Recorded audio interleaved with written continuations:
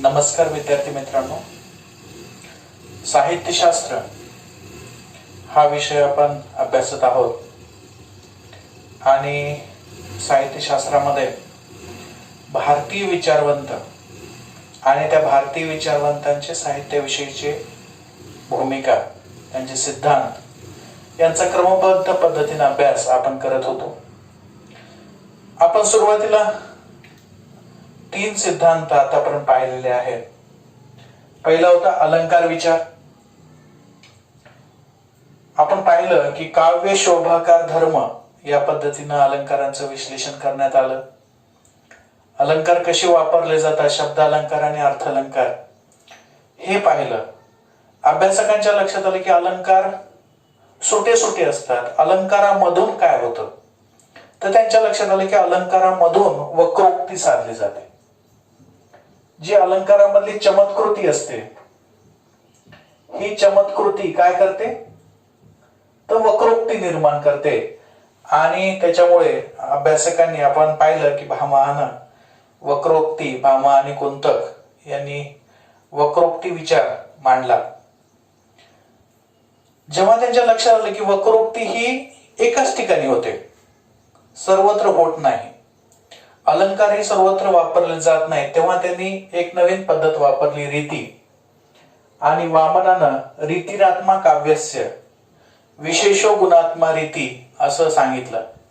विशिष्ट गुण असणारी पदरचना म्हणजे रीती. म्हणजे काय झालं, इथं अलंकार हे सुटे सुटे होते, वक्रोक्ती हा त्याचा परिणाम झाला. आणि अशा वक्रोक्तीचा आणि अलंकाराची एक सिस्टीम, पदरचना, संपूर्ण पदरचनेची पद्धती त्यांनी वापरली. आणि त्याला आपण फॉर्म म्हणतो. वामनाचा रीती विचार वाङ्मय प्रकार म्हणून गृहीत धरला जातो, फॉर्म साहित्यकृती साहित्याचा प्रकार म्हणून, आणि स्टाईल म्हणून, या दोन्हीचं संमिश्रण त्याच्या साहित्यामध्ये आहे, त्याच्या सिद्धांतामध्ये आहे.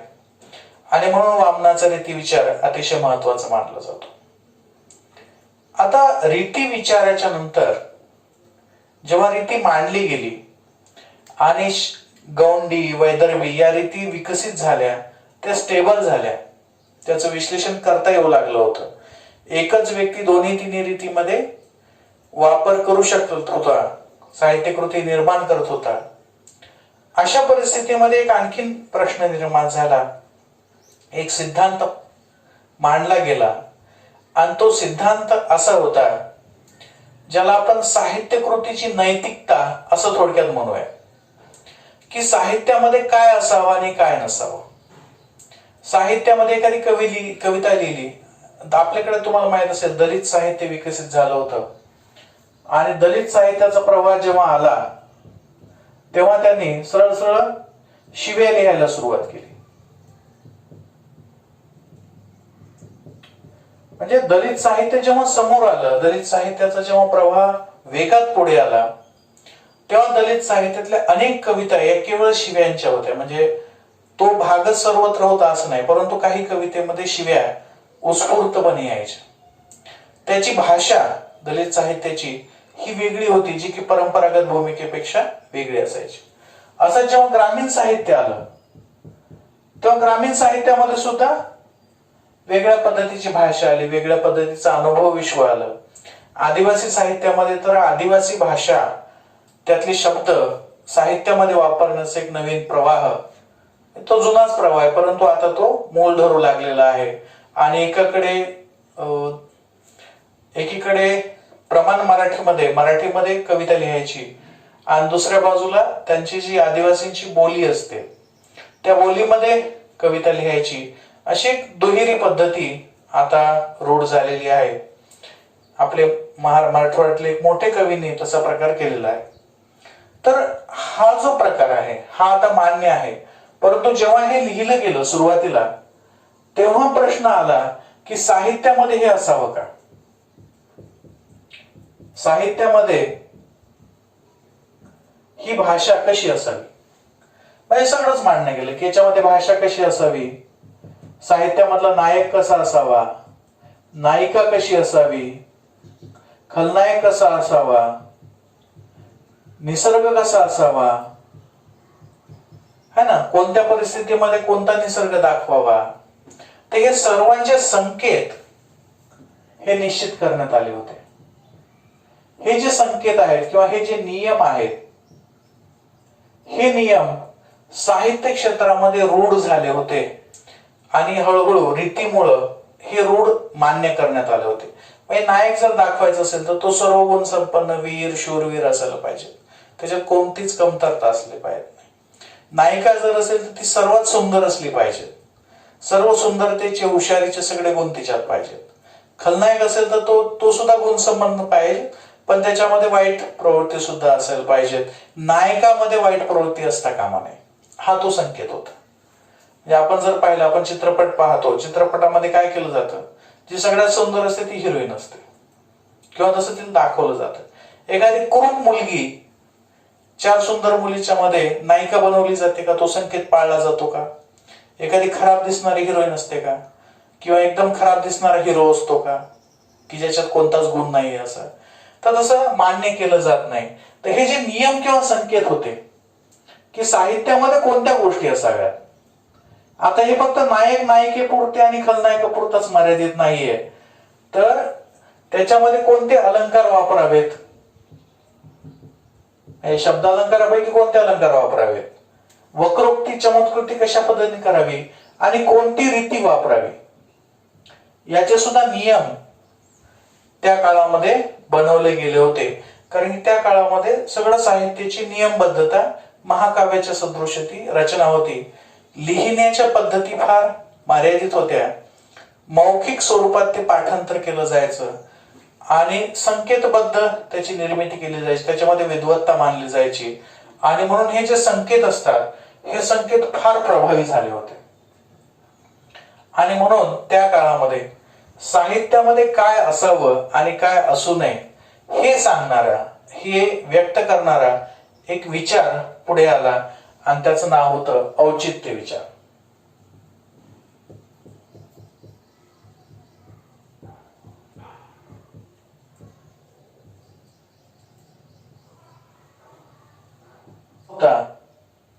औचित्य विचार. आता हा औचित्य विचार म्हणजे काय, तर त्यांनी सांगितलं औचित्य म्हणजे की हे जे नियम आहेत, म्हणजे पूर्वीच्या साहित्याचे हे जे काही संकेत आहेत, हे संकेत तुम्ही पाळायला पाहिजे. हे संकेत म्हणजे औचित्य. म्हणजे नायक कशी असावी, नायिका कशी असावी, खलनायक कसा असावा, अलंकार कोणते वापरावेत, कोणत्या प्रसंगी कोणते अलंकार वापरावे, है ना. तर या संदर्भामधली जी मांडणी होती त्याला आपण औचित्य विचार असं म्हणतो. आणि हा औचित्य विचार क्षेमेंद्र या अभ्यासकाने सांगितलं. त्याचं म्हणणं आहे की औचित्यस्य रसजीवित भूतस्य, औचित्यस्य रसजीवित भूतस्य, म्हणजे हे जे औचित्य आहे, तुम्ही जर ते नियम संकेत पाळले, नायक कशी राहायचा, नायिका कशी असावी, कुठं कोणते शब्द वापरायचे, कुठं कोणते शब्द नाही वापरायचे, हे जर तुम्ही संकेत पाळले, याच्या संदर्भातले ह्या रीतीची स्टाईल जर तुम्ही पाळली, तर तुम्ही काय होणार, तुमचा जो रस आहे, तुमच्या जो साहित्याचा जो घटक आहे तो जिवंत राहील. आणि म्हणून जर तुम्हाला तुमचं साहित्य जिवंत ठेवायचं असेल, त्याच्याला रस निर्मिती लोकांना झाली पाहिजे अशी तुमची अपेक्षा असेल, तर तुम्ही काय केलं पाहिजे, तर औचित्य पाळलं पाहिजे. आता औचित्य कुठं, तर सर्वच गोष्टीला सर्वच ठिकाणी औचित्य असतं असं त्याचं म्हणणं आहे. आता हे तर संकेत तुम्ही पाळायलाच पाहिजेत. मी तुम्हाला एक भाषेचं किंवा साहित्यामध्ये कोणते शब्द असावेत आणि कोणते शब्द असू नयेत याच्याविषयीचा जो संकेत असतो तो मी तुम्हाला सांगतो. संत तुकाराम तुम्हाला माहितच आहे, संत तुकारामांनी एक अभंग लिहिला, तो अभंग मी पूर्वीच इथे लिहून ठेवलेला आहे. हा अभंग पहा. किती उपदेश करावा खळांसी, नावडे तयासी बरे काय. म्हणजे खळ बदमाश लोकांना किती उपदेश केला खोटं बोलणाऱ्याला, तरी त्यांना चांगलं आवडत नाही. किती उपदेश करावा खळांसी, नावडे तयासी बरे काही, शुद्ध हे वासना नाही चांडाळासी. त्याच्या मनामध्ये पाप आहे, दुसऱ्याचं वाईट करण्याची प्रवृत्ती आहे, म्हणून ते काय म्हणतात, शुद्ध हे वासना नाही चांडाळाशी, होळी आयुष्याची केले त्याने. म्हणजे दुसऱ्याचं वाईट करता करता, चुकीचं वागता वागता काय केलं, स्वतःच्याच आयुष्याची होळी त्यांनी करून टाकली. आता वाईट वागणाऱ्या माणसाची होळी होते का, तर हे आध्यात्मिक पद्धतीची होळी अशी त्यांनी म्हटलेलं आहे. नाही शुद्ध भाव नायके वचन. तो काय करतोय, त्याच्या मनात भाव शुद्ध नाही आणि कोणी संतांनी जर सांगितलं तर तो ऐकायलाही तयार नाही. नाही शुद्ध भाव नायके वचन, आपल्या आपण नाडी येले. आपण स्वतःला तो काय करतोय, त्रास देतोय, स्वतःच हित त्याला समजत नाही आध्यात्मिक स्वरूपात. शेवटी तुकाराम महाराज काय म्हणतात, तुका म्हणे त्यासी काय व्याली रांड, करीतो बडबड रात्रंदिवस. आता बडबड करणारा कोण आहे, तुका म्हणे त्यासी काय व्याली रांड, करीतो बडबड रात्रंदिवस. आता हा जो सगळा उपदेश आहे, ही जे सगळ्या एका व्यक्तीचं वर्णन आहे, एका प्रवृत्तीचं वर्णन आहे, त्याच्याविषयी तुकाराम महाराज काय म्हणतात, तुका म्हणे त्यासी काय वेली रांड. आता रांड म्हणजे, रांड हा शब्द प्रतिष्ठित आहे का, अजिबात नाही. जर कीर्तनामध्ये 10 प्रतिष्ठित लोक बसलेले आहेत आणि तुकारामाचा हा अभंग म्हणला, तुका म्हणे त्याची काय व्याली रांड, करीतो बडबड रात्रंदिवस. व्याली आपण माणसाचं बाळपण करतं, कुत्रे गित्रे मांजरी व्याल आहे ना, त्यांना मुलं होताना आपण काय म्हणतो, व्याली. आणि हा शब्द आता जेव्हा औचित्य विचार केला जातो, औचित्याची मांडणी केली जाते, तेव्हा त्याच्यामध्ये कोणते शब्द असावेत, त्याची भाषा कशी असावी याचे नियम ठरलेले आहेत. असे ग्राम्य स्वरूपाचे शिव्या असणारे शब्द त्यांना वापरता येत नाही.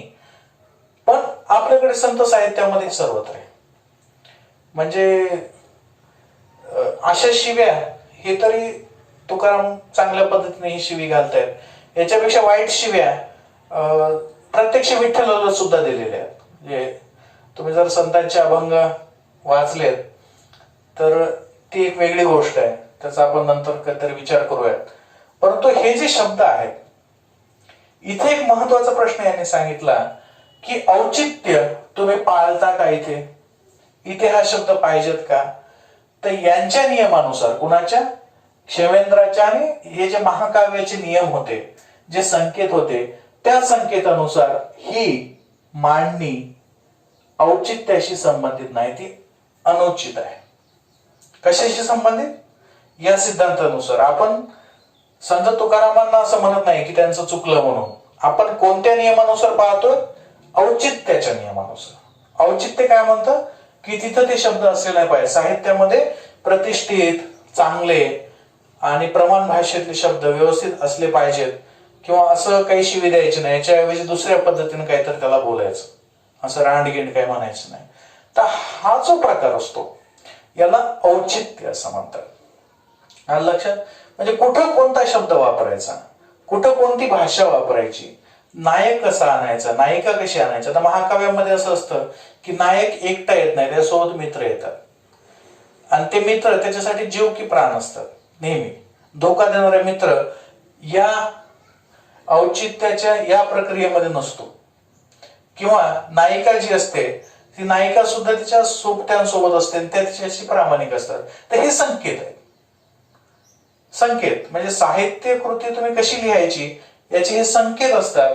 आणि या संकेताला धरून जर तुम्ही साहित्य कृती लिहिली तरच रस तुमचं जीवित राहतं, तुमचं साहित्यामधून लोकांना आनंद मिळतो, त्याचा आस्वाद घेता येतो, असं यांचं म्हणणं आहे. तर हा आहे औचित्य विचार. औचित्य म्हणजे कोणती गोष्ट कुठे ठेवायची याचे जे संकेत ठरलेले आहेत, ते संकेत पाळणं आणि त्याच्यानुसार रीती तयार करणं, अलंकार वापरणं, वक्रोक्तीचा त्याच्यामध्ये आपोआप समावेश करणं, आणि याच्यामधून काय तयार होतं, तर साहित्य निर्माण होतं, असं यांनी म्हटलं आहे. म्हणून क्षेमेंद्राचा विचारच आहे औचित्य विचार म्हणून, की जिथं जे पाहिजेत संकेतानुसार तेच असायला पाहिजेत. जर ते नसेल तर ती साहित्य कृती आपल्याला म्हणता येत नाही. मग याचे पॅरामीटर्स ठरले. एखादी साहित्य कृती चांगली कोणती, श्रेष्ठ साहित्य कृती कोणती, तर ज्याच्यामध्ये हे संकेत पाळलेले आहेत ती श्रेष्ठ, आणि कमी हलक्या दर्जाची कोणती, तर ज्यामध्ये हे संकेत पाळलेले गेलेले नाहीत ते. आता मोरोपंतांची आपण मागच्या तासामध्ये एक न समजणारी कवितेची एक ओळ पाहिली होती, आलं लक्षात? आता ती कविता त्यांनी कशी लिहिली, त्यांना का साध्या सोप्या भाषेत लिहिता येत नव्हतं का? लिहिता येत होतं, ते सांगू शकले असते. कोणती होती ती ओळ? आपण पाहिली होती मग, ते कृतांत कटकमल ध्वज दिसू लागला, पुन्हा सरळ गंधा सवे झगडता तनु भागली. आपल्या मागच्या तासामध्ये ते मी लिहिलं होतं.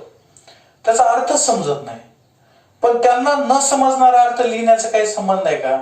तर अजिबात नाही. त्यांनी फक्त या संकेतांचं पालन केलं. मोरोपंतांनी काय केलं? जे जुने संकेत आहेत त्या जुन्या संकेतांचं पालन केलं, आणि त्याच्यामधून औचित्याच्या जर स्वरूपात पाहिलं तर मोरोपंतांचं साहित्य श्रेष्ठ साहित्य. तुम्हाला समजू किंवा न समजू, तुम्हाला समजत नाही याचा अर्थ तुम्ही विद्वान नाहीत असा त्याचा अर्थ होतो. तर हा जो म्हणजे पॅरामीटर्स बदलले. तुम्ही एखाद्या माणसाचं मोजमाप कसं करायचं, म्हणजे तो किती बदमाश आहे हे धरून त्याला गुण द्यायचे का तो किती चांगला आहे हे धरून गुण द्यायचे, असे जर पॅरामीटर्स ठरले तर बदमाश सुद्धा श्रेष्ठ ठरू शकतो आणि चांगला सुद्धा कमी ठरू शकतो. तर हे पॅरामीटर्स तुम्ही कसे वापरता, त्याचे नियम कोणते वापरता, त्याचे संकेत कोणते वापरता, तर या संकेतानुसार मोरोपंताचं ती जी कविता आहे ती फार चांगली आहे, कारण की औचित्य त्याच्यामध्ये आहे. त्यांना संकेत पाळलेले आहेत. कुठले? त्यांनी जे मान्य केले, जे महाकाव्यामध्ये संकेत होते ते विद्वत्तेचे संकेत त्यांनी पाळलेले. परंतु इथे तुम्हाला माहित असेल, सुरुवातीच्या काळामध्ये जेव्हा आधुनिक मराठी कविता विकसित झाली, बालकवी लिहू लागले, केशवसूत लिहू लागले, तेव्हा त्यांच्या साहित्यावर खूप मोठी टीका झाली. कशामुळं? कारण ते भाव कविता लिहू लागले, उत्स्फूर्त कविता लिहू लागले छोट्या छोट्या. त्याच्यापूर्वी लावण्या आणि पोवाड्या लिहिले जायचे. म्हणजे परंपरेला जे मान्य आहे त्याच्यापेक्षा जेव्हा तुम्ही वेगळं करता, संकेतापेक्षा जेव्हा तुम्ही वेगळं करायचा प्रयत्न करता, तेव्हा आपोआपच नियम मोडले जातात. आणि ते नियम चूक की बरोबर हे विचारायची इथं संधी नसते. नियम आहेत, संकेत आहेत, ते तुम्ही पाळले पाहिजेत. ते चांगले आहेत का वाईट आहेत याच्याशी तुमचा अधिकार नसतो चिकित्सा करण्याचा, किंवा कुणीच त्याची चिकित्सा करत नाही. आणि जेव्हा ते नियम फार कठोर होतात, त्याच्यामध्ये साहित्य निर्मिती होणं म्हणजे अशक्य असतं, तेव्हा ते संकेत मोडले जातात. आता पहा, एकीकडे मोरोपंतांचे साहित्य विचार होते आणि एकीकडे संत एकदम सोप्या साध्या भाषेमध्ये मांडत होते. यांनी कुठेच यांचे संकेत मान्य केलेले नाहीत. म्हणून याच्या संकेतामध्ये काय आलं, साहित्यामध्ये व्याली रांड असा शब्द आलेला आहे. तर हा याच्या संकेतानुसार कमी दर्जाचा भाग आहे, परंतु याच्या दर्जानुसार याला काही प्रॉब्लेम नाहीये. याचे संकेत वेगळे असतात, याचे संकेत वेगळे असतात. तर यांनी जे संकेत मान्य केलेले आहेत त्याच्यानुसार हा औचित्य विचार आहे. मला वाटतं की तुम्हाला औचित्य विचार हा समजलेला असेल. औचित्यामुळे काय होतं की रस जिवंत राहत, रसामध्ये प्रवाहीपणा येतो. कुठं काय वापरायचं याचे जे संकेत असतात, साहित्यातले संकेत आणि काही ठिकाणी कॉमन सेन्स, म्हणजे लेखकांना स्वतःच विचार करायचा की आपण इथं काय लिहायला पाहिजे.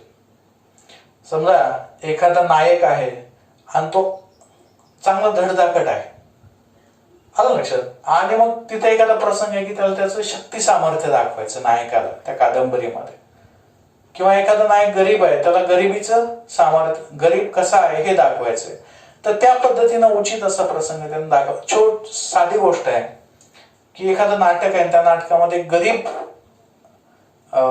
पात्र आहे एक, आणि ते गरीब पात्र काय करतं की समोरचं जे श्रीमंत पात्र आहे त्याच्यापेक्षा चांगले कपडे घालून येतं महागाचे, आणि तो जो श्रीमंत आहे त्याचे साधे कपडे आहेत आणि याचे फार महागाचे जरतरी कपडे आहेत.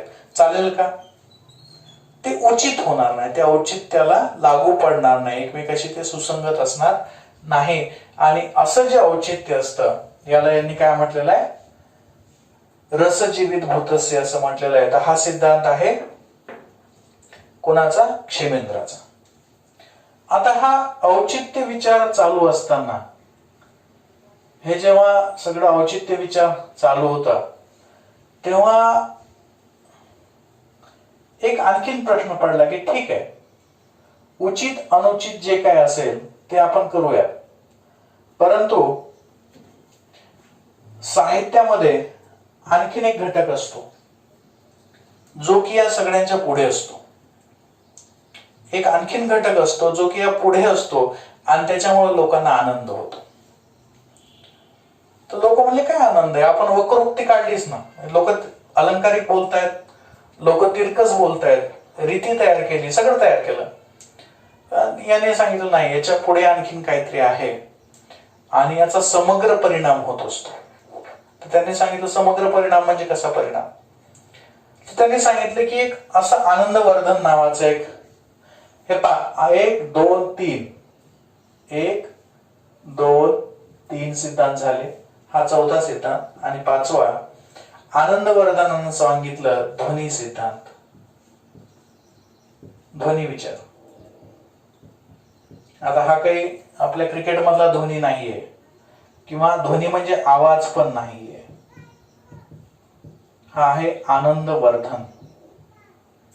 या आनंदवर्धनानं सांगितलं की जी साहित्य कृती असते त्या साहित्य कृतीमध्ये एकत्रित परिणाम करणारा, सूचक असा परिणाम करणारा एक घटक असतो.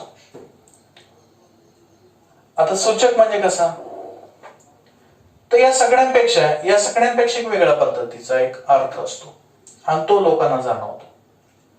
ते म्हणले कसं काय, ते म्हणले हे पहा, अलंकार, आता आपण कसं त्याची मांडणी आहे ते आपण समजून घेऊया.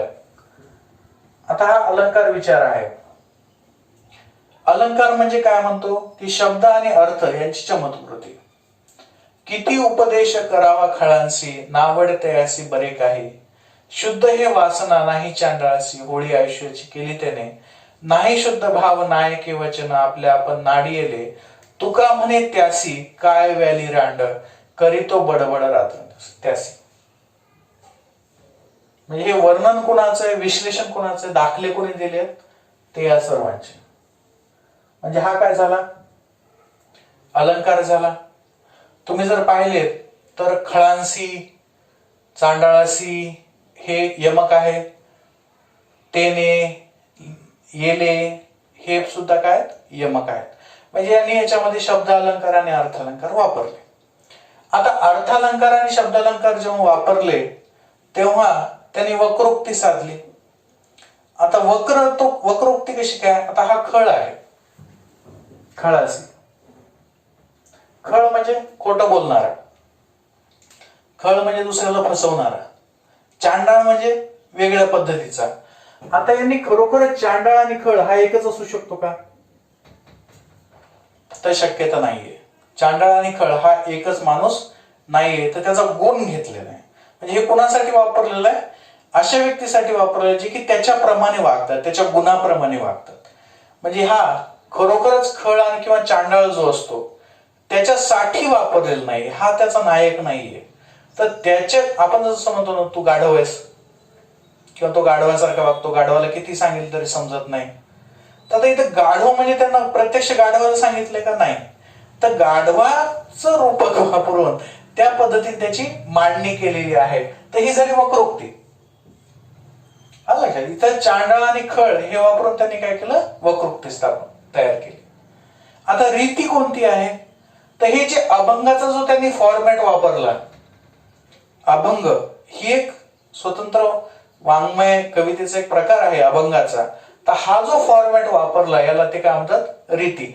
विशिष्ट पद्धतीने याच्यामध्ये गुण आहे, सुगमता आहे, सुलभता आहे, नादानुकारिता आहे, शब्द सगळे परिचयाचे आहेत. हे जे 10-15 गुण आहेत त्याच्यातले 5-6, 8-10 गुण याच्यामध्ये आहेत. विशिष्ट पदरचना केलेली आहे पद्धतशीरपणे, ही झाली रीती. आता त्याच्यानंतर याच अभंगामध्ये औचित्य सुद्धा आहे. पण हे औचित्य पाळलंय का नाही पाळलंय, तर संस्कृत यांच्यानुसार जर बघितलं, संस्कृत महाकाव्याच्या पद्धतीनुसार, तर हे शब्द वापरायला नाही पाहिजे, संकेत आहे. परंतु यांचं जे औचित्य, कोणाचं, संत तुकारामाच्या अभंग परंपरेतलं जे औचित्य आहे त्या औचित्यानुसार हे शब्द वापरायला काय हरकत नाही. ते अरे अरे विठ्या मायेच्या कारट्या हे शब्द विठोबासाठी आहेत. म्हणजे मायेच्या कारट्या गिरट्या आणखी भरपूर आहे, तुझी माय वगैरे वगैरे ते आहेत शब्द. तर हे जे शब्द आहेत हे जर ते विठ्ठलाला वापरू शकतात संत साहित्यामध्ये अभंगामध्ये, तर इथं न वापरलं काय झालं है ना. तर त्यांच्या औचित्यानुसार, कोणाच्या, संतांच्या संकेतानुसार, संत साहित्याचे जे संकेत आहेत किंवा अभंगाचे जे संकेत आहेत ते तुकारामाने पाळलेत का नाही. तुकारामाच्या अभंगामध्ये आहेत का नाही, आहेत, बरोबर आहे. हे संकेत पाळलेले आहेत, हे सगळे नियम पाळलेत, ही भाषा सुद्धा संत साहित्याला लागू पडते, त्याच्यामुळं हे सुद्धा औचित्य सुद्धा लागू पडतं. ओके, ठीक आहे. आता याच्यामध्ये औचित्य सुद्धा आलं, औचित्य विचार सुद्धा ठीक आहे. पण तरीही या अभंगाचा जो खरा अर्थ आहे तो आपल्याला जाणवला नाही, याच्या पलीकडे आहे, याच्या पलीकडे आहे. जो अभंग आपण पाहिला, ही जी सगळी मांडणी पाहिली, ही मांडणी पाहिली, तरीही या अभंगाचा अर्थ आपल्याला समजलेला नाही, कारण की तो अर्थ ध्वनीत आहे. ध्वनीत म्हणजे तो सरळ सांगितलेला नाही, तो समजेल शेवटी. म्हणजे न सांगितलेली एखादी गोष्ट सुद्धा सांगितलेली असते. आता कशी नाही, कशी, हा ध्वनी कसा असतो. आता याच्यामध्ये जर मी विचारलं तुम्हाला की बाबा तुकाराम महाराज कोणावर रागावलेले आहेत, एवढा जो राग आलेला आहे त्यांना, एवढे शिव्या वगैरे दिलेले आहेत, त्यांनी कोणावर रागवलेत. ते उपदेश न ऐकणाऱ्या खळ्याला रागवलेत का, जो खोटं बोलतो त्या माणसावर. नाही. तो चांडाळावर रागवलेले आहेत का, अजिबात नाही. भावशुद्ध नसलेले, ऐकत नसलेले एखाद्या माणसावर रागवलेत का, अजिबात नाही. तर ते कोणावर रागवलेत, शेवटच्या ओळीत पहा, करीतो बडबड रात्रंदिस. आता पहा, हा जो ओळ आहे इथं या सगळ्याचा अर्थ आहे. करीतो बडबड रात्रंदिवस म्हणजे एखादा माणूस आहे जो बडबड करतो, रात्रंदिवस बडबड करतोय. बडबड करतोय, लक्षात ठेवा, बडबड करतोय म्हणजे बोलतोय. आलं लक्षात. आता बोलतोय, रात्रंदिवस बोलतोय. आता या बोलण्याचा तुकाराम महाराजाला काय प्रॉब्लेम आहे काय प्रॉब्लेम असेल नाही पाहिजेत ना. एखादा माणूस जर बोलतोय, रात्रंदिवस बडबड करतोय, पागल आहे, वेडा आहे, त्याला काही पोट भरण्याचं काम पाहिजे, काहीतरी साधन पाहिजे, तो करतोय, आणि त्याच्यावर एवढा राग आहे कोणाचा, संत तुकारामांचा. कसं काय राग आहे. आता याचा अर्थ कसा शोधायचा. तर हा जो अर्थ आहे तो या ध्वनीमध्ये. ध्वनी म्हणजे नाद. आपण जेव्हा आवाज करतो, मी इथं आवाज करतो आणि तुमच्या कानाला ते ऐकू येतं. आलं लक्षात. तर हा जो प्रवास आहे त्याच्या मधातला हवेतला, हा अदृश्य आहे. म्हणजे बोलण्याचं जे ऐकू येतं ते अदृश्य आहे, त्याचा काही संबंध नाही. परंतु त्याचा परिणाम जो आहे तो आपल्या मेंदूपर्यंत होतो. त्याचा आपल्याला एक चित्र प्रतिमा येते. मी जेव्हा साप म्हणेल तेव्हा तो तुम्हाला साप दिसतो. म्हणजे मी इथून जे सांगितलं त्याचा एक वेगळा अर्थ समग्र पद्धतीनं मला जाणवतो. आता मी जर तुम्हाला विचारलं करीतो बडबड रात्रंदिस, याचा अर्थ काय. आणि बडबड करणाऱ्याचं तुकारामानं असं काय वाकडं केलेलं, त्यांनी असा काय प्रॉब्लेम आहे त्यांना की एवढ्या मोठ्या शिव्या दिल्या सगळ्या संत साहित्यामध्ये, त्यांनी एक अभंग लिहिला तशा माणसावर. तर याचा अर्थ आपल्याला शब्दशः अर्थ घेऊन किंवा वक्रोक्तीच्या सहाय्याने अर्थ घेऊन होत नाही. आपल्याला हा समग्र याचा अर्थ घ्यावा लागतो. या समग्र मधून काय ध्वनीत होतं, कुणाविषयीचा राग आहे. तर बडबड करीतो रात्रंदिस म्हणजे कोणत्या क्षेत्राशी संबंधित असेल हा घटक. हा माणूस कुठले असेल तर अध्यात्मामध्ये असेल, साहजिकच आहे. तो कुणाचंच ऐकत नाही, उपदेश ऐकत नाही, याचा अर्थ तो अहंकारी असेल. आपल्याला तो शोधायचा आहे माणूस ज्याला ते ऐकत नाही. स्वतःची होळी करतायत म्हणजे तो अध्यात्म क्षेत्रामध्ये आहे परंतु त्याचं हित तो साधत नाही. अध्यात्मामध्ये तो अहित करतोय, म्हणजे स्वतःचं नुकसान करतोय. तो पुण्य मिळवत नाही तर पाप मिळवतोय. आलं लक्षात. आणि स्वतःच नुकसान करून घेतोय, स्वतःच्या हातानं नाश करून घेतोय, असा माणूस कोण असेल?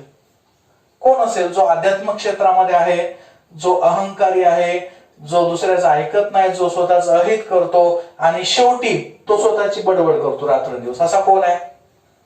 कोणता व्यक्ती असा? तर साहजिकच आहे, जे पुराणे सांगणारे आहेत, पुराण सांगणारे, पुराण, किंवा जे पूजा करतात, बडबड करतात, किंवा जे जप करतात, आलं लक्षात, किंवा जे एखाद्या रामायण, महाभारत किंवा भगवद्गीता याचे पाठ करतात, बडबड करत राहतात, देवाच्या नावानं नेहमी बोलत राहतात, देवाच्या नावानं नेहमी लोकांना गोष्टी सांगत जातात, काही करतात, पण अध्यात्म क्षेत्रामध्ये नुसते काय करतात? बडबड करतात. त्यांचं चिंतन नाहीये. काय नाहीये?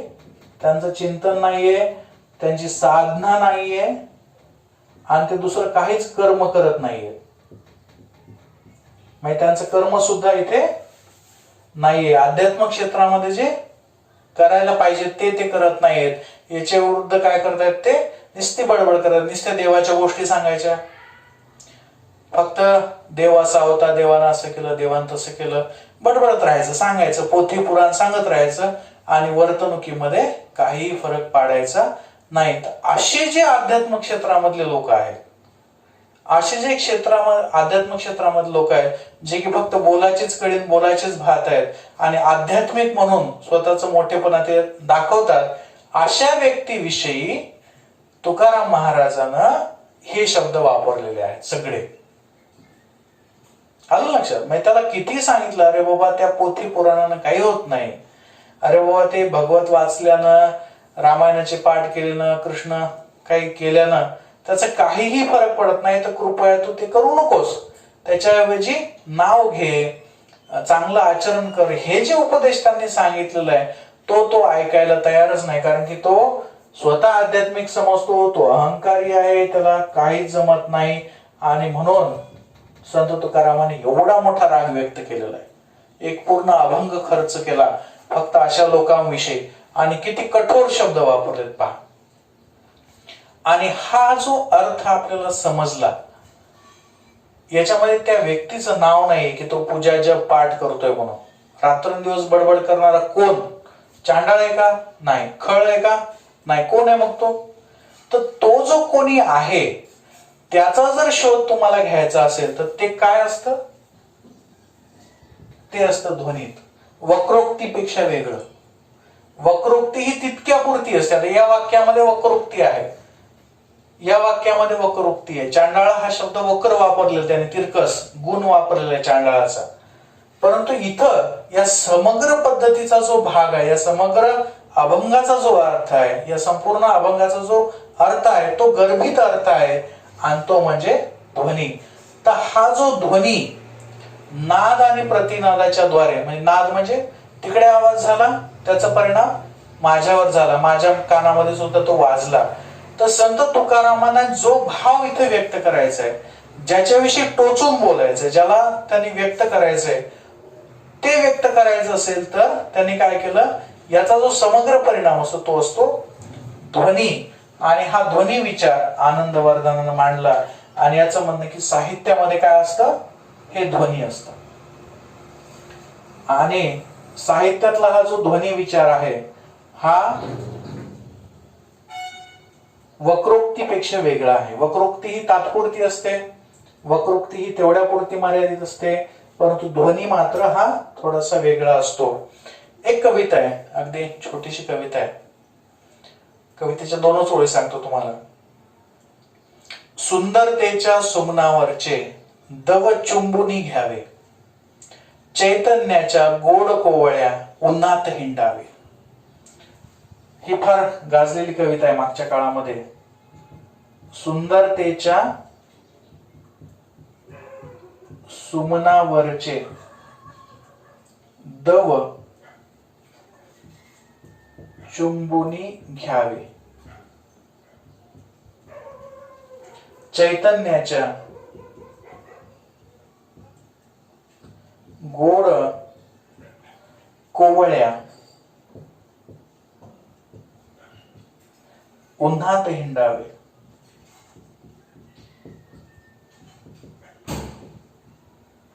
सुंदरतेच्या सुमनावरचे दव चुंबुनी घ्यावे, चैतन्याच्या गोड कोवळ्या उन्हात हिंडावे. आता याचा अर्थ काय? याचा समग्र अर्थ काय? एका ओळीचा अर्थ याचा निघू शकत नाही. आता काय, सुंदरतेच्या सुमनावरचे दव चुंबुनी घ्यावे म्हणजे काय? दव कुठं असतात? सकाळी सकाळी जे येतात ते दव. सुमन म्हणजे इथं दोन्ही अर्थ होतो, चांगल्या मनाचा पण आणि फुल सुद्धा. सुंदरतेच्या चुंबुनी घ्यावे म्हणजे ते दव प्यायचेत का आपल्याला? त्याचे पानावर आलेले आहेत ते पिऊन घ्यायचेत का? किंवा ओठाला लावायचेत का? नेमकं काय करायचं त्याचं? चैतन्याच्या गोड कोवळ्या उन्हात हिंडावे. ऊन कोणाचं असतं? सूर्याचं असतं. हे चैतन्याचं ऊन कोणतं आहे? काय आहे? सुंदरतेचं सुमन कोणतं आहे? आणि हे उन्हात हिंडावे म्हणजे कुठे हिंडायचं? आणि कोवळच असेल असं कसं? ते कोवळं कधी असतं? सकाळी असतं, दुपारी असतं, संध्याकाळी असतं. हे आपल्याला सूर्याचं माहित आहे ऊन कधी असतं तर. पण हे चैतन्याचं काय असतं? आणि ते गोडच कसं काय असेल? त्याची चव कशी काय असेल? तर हे जे साहित्यातले जे गोष्टी आहेत या महत्वाच्या, या अनेक वेळेस या पद्धतीनं आपल्याला समजून घेता येत नाहीत. साहित्याचा तो परिणाम होत नाही. आता याच्यामध्ये अलंकार आहे, याच्यामध्ये वक्रोक्ती आहे, याच्यामध्ये एक रीती सुद्धा आहे. रीती म्हणजे स्टाईल या अर्थानं आपण जर घेतली तर याची एक पद्धत आहे, विशिष्ट पदरचना आहे ही. याच्यामध्ये औचित्य सुद्धा आहे, जे कवीला योग्य वाटलं ते त्याने मांडलं. पण एवढं होऊन सुद्धा आपल्याला त्याच्यातला रस आपल्यापर्यंत कसा जाणवला तो समजत नाही. आणि म्हणून हा ध्वनी विचार महत्वाचा असतो. ध्वनी विचार म्हणजे जो अर्थ विश्लेषित करता येत नाही, जो जाणवतो व्यक्तीला. एखादी आता ही कविता वाचली किंवा ही कविता वाचली, त्याचा अर्थ शोधल्यानंतर जो जाणवेल, जो सूचकपणे समजेल, त्या व्यक्तीला त्या कवितेचा अर्थ समजून जाईल. पण त्याचं विश्लेषण करता येत नाही. त्याचा परिणाम एकत्रित स्वरूपात त्याच्या होऊन जाईल, पण त्याला ते सांगता येणार नाही की नेमकं काय. म्हणजे शेवटी कसं असतं, याची जी भावना आहे कवीची आणि याची जी भावना आहे कवीची, ही भावना कवीपासून वाचकापर्यंत किंवा लेखकापासून वाचकापर्यंत किंवा नटापासून अभिनय करणाऱ्यापासून प्रेक्षकापर्यंत ज्या पद्धतीनं जाते, तो भाग जो असतो याला त्यांनी ध्वनी म्हटलेला आहे. म्हणजे संत तुकारामांचा जो राग आहे, संत तुकारामांनी जे सांगितलेलं आहे, जे त्यांना अपेक्षित आहे, ते कोणाला समजेल? सगळं वाचल्याच्या नंतर, हे तिन्ही चारी झाल्याच्या नंतर सगळं जे होईल ते या कवीपासून ते वाचकापर्यंत जाईल. संत तुकारामांनी तेव्हा जे सांगितलं ते मला आता इथं समजतंय. तर हा जो प्रवास आहे, हा जो प्रवास आहे, हे कशामुळे झालं? हे अलंकारामुळे झालं, हे वक्रोक्तीमुळे झालं, हे रीतीमुळे झालं, हे औचित्यामुळे झालं. परंतु या सगळ्यांपेक्षा एक वेगळं आणि या सगळ्यांचा समग्र जो परिणाम आहे तो म्हणजे ध्वनी. त्याच्यामुळे मला समजलं. आलं लक्षात? म्हणजे साहित्य लिहिलं, त्या लिहिण्यापासून ते मी वाचल्यापर्यंत जो शेवटचा टप्पा आहे त्याला म्हटलेलं आहे ध्वनी विचार. आणि हा आनंदवर्धनानं मांडला. याच्या पुढचा जो विचार आहे तो आहे रसविचार. रसविचार, या रसविचाराची आपण स्वतंत्र मांडणी करणार आहोत, परंतु हा मांडलेला आहे भरत मुनीनं. परंतु आपण काय करू, तिथं थोडक्यात परिचय करून घेऊ. आता ध्वनीच्या पुढची प्रक्रिया म्हणजे रस. ध्वनीचा पुढचा टप्पा म्हणजे रस.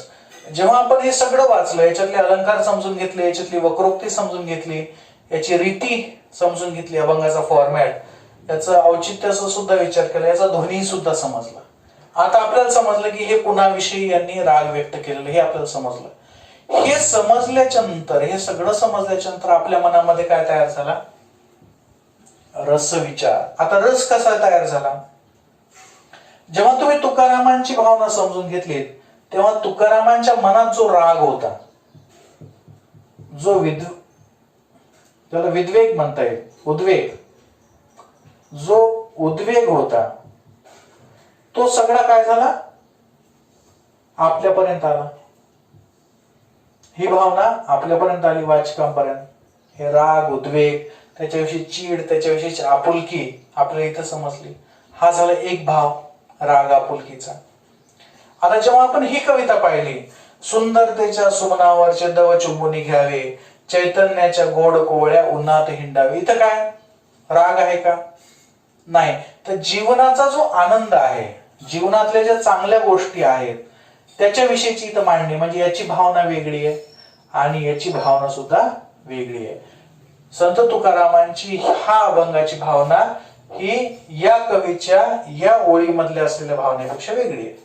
तर अशी कोणती भावना जागी झाली? आपण जेव्हा एखादी गोष्ट पाहतो तेव्हा कोणती जागी झाली? तर याच्यावरून त्यांनी रस तयार केलेला आहे, त्याला त्यांनी रस म्हटलेला आहे. तर त्यांनी 8 रस मांडणी केलेला आहे. 8 रस म्हणजे आपल्याला राग येतो तो एक रस झाला, आपल्याला आनंद होतो तो एक रस झाला, आपण चिडतो तो एक रस झाला, आपल्याला एखाद्याची किळस वाटते तो एक हे झाला. आलं लक्षात? तर असे 8 प्रकारचे रस या भरत मुनीने सांगितले होते. आणि हे रस कधी तयार होतात? जेव्हा ही सगळी प्रक्रिया होते, अलंकार, वक्रोक्ती, रीती, औचित्य आणि ध्वनी, सगळे प्रक्रिया झाल्यानंतर हा ध्वनी इथून तर इथपर्यंत येतो, वाचकापर्यंत येतो. आणि वाचकापर्यंत तो आला की मग ही रस निर्मिती व्हायला लागते. तर पुढच्या तासामध्ये आपण रसविचार, रस कसा तयार होतो आणि रसाविषयीची यांची काय भूमिका आहे ते आपण समजून घेऊ. किती रस असतात हे सुद्धा समजून घेऊ. आणि त्या रसाचे उपरस जे आहेत ते सुद्धा, त्याचे जे घटक असतात त्याच्या अंतर्गत येणारे, याचा सुद्धा अभ्यास करू. आपलं भरत मुनीचं रससूत्र हा स्वतंत्र चॅप्टर आहे. भरत मुनीने एक रससूत्र तयार केलेलं आहे की हे रस कसं तयार होतात, आणि त्या रससूत्राच्या अनुषंगिक हे सगळे सिद्धांत येतात. पण ते समजून घेण्याच्या पूर्वी आपण रस हा काय असतो याचं एक ढोबळ विवेचन पुढच्या तासामध्ये करू. तर या संदर्भामध्ये थोडस डीप मध्ये तुम्हाला अभ्यास करावा लागेल, नोट्स अभ्यास करावे लागतील. आणि धन्यवाद.